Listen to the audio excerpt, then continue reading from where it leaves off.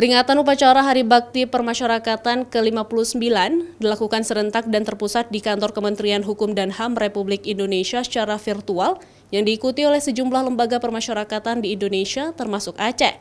Ada beberapa rangkaian kegiatan dilakukan seperti halal bihalal lebaran, karnaval daur ulang warga binaan lapas, atraksi tim tanggap darurat Nusa Kambangan, serta pertunjukan marching band.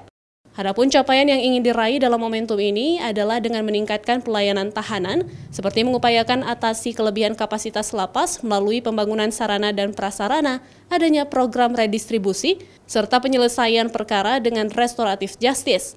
Melalui momentum peringatan Hari Bakti Permasyarakatan ke-59 ini, menguatkan kita sebagai bagian dari pilar penegakan hukum di dalam proses pelayanan tahanan, kemudian pembimbingan pemasyarakatan ataupun pembinaan warga binaan pemasyarakatan secara keseluruhan. Sementara itu, untuk meningkatkan pelayanan tahanan, pegawai lapas juga terus melakukan pendampingan kepada warga binaan melalui kegiatan-kegiatan yang positif seperti pemberdayaan ekonomi dan kegiatan kerohanian. Nova Misdayanti, Kompas TV, Aceh Besar.